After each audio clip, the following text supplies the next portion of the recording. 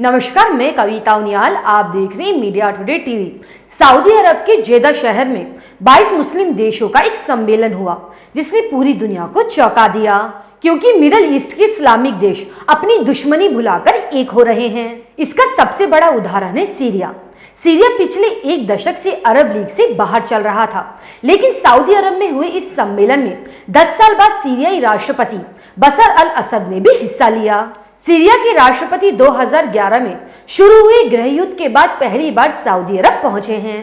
22 अरब देशों की इस लीग में Saudi Arab, UAE, Qatar, Kuwait, Iraq, Bahrain, Morocco, Sudan और ओमान आदि देश शामिल हुए। इस मौके पर सऊदी अरब के क्राउन प्रिंस मोहम्मद बिन सलमान ने कहा कि हम अपने इलाके को झड़पों का केंद्र नहीं बनने देंगे। कई सालों से हमारी कौम को उलझाए रखने वाली झड़पें बस अब बहुत हो चुकी हैं। अरब लीग के इस शिखर सम्मेलन में मुस्लिम मुल्कों के मतभेद दूर करने समेत कई अहम मुद्दों पर चर्चा की गई और फलस्तीन का मुद्दा भी एक अहम मुद्दा था। क्या है पूरा मामला, मैं आपको विस्तार से बताऊंगी। अगर आपको न्यूज़ अच्छी लगे तो न्यूज़ को लाइक करें। अगर आप हमारे चैनल पर नए हैं तो हमारी मीडिया टुडे टीवी चैनल को सब्सक्राइब करें और हाँ, बेल आइकन को जरूर प्रेस करें ताकि मेरी न्यूज़ सबसे पहले आप तक पहुंचे। अरब लीग के शिखर सम्मेलन के उद्घाटन समारोह में बोलते हुए सऊदी अरब के क्राउन प्रिंस ने कहा कि हम अपने इलाके को अखाड़ा नहीं बनने देंगे। उन्होंने कहा है कि फलस्तीन का मुद्दा इस्लामिक और अरब देशों के लिए सबसे अहम मुद्दा है। ये सऊदी अरब के एजेंडे की प्राथमिकता है और हम इसका समाधान खोजेंगे। सऊदी अरब के क्राउन प्रिंस ने कहा कि हम यमन के पक्षों के बीच समझौतों के लिए अपना सहयोग जारी रखेंगे। उन्होंने ये भी कहा कि हम रूस और यूक्रेन के बीच मध्यस्थता करने के लिए भी तैयार हैं।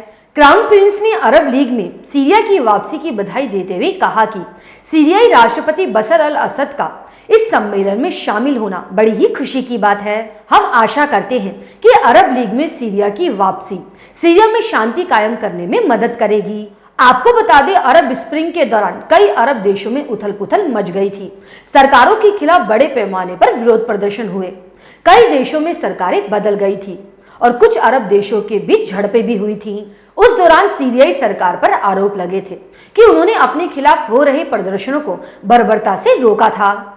इसे लेकर अरब देशों ने सीरिया की असद सरकार से अपने संबंध तोड़ लिए थे और अरब लीग में उसकी सदस्यता खत्म कर दी थी। इतना ही नहीं, सऊदी अरब ने सीरियाई सरकार के खिलाफ लड़ रहे विद्रोही गुटों का भी समर्थन किया था। उसने विद्रोही गुटों को असद सरकार के खिलाफ लड़ने के लिए हथियार भी दिए थे। गृह युद्ध के कारण सीरियाई जनता को काफी नुकसान हुआ और आधी से अधिक आबादी को अपने घरों को तक छोड़ना पड़ा।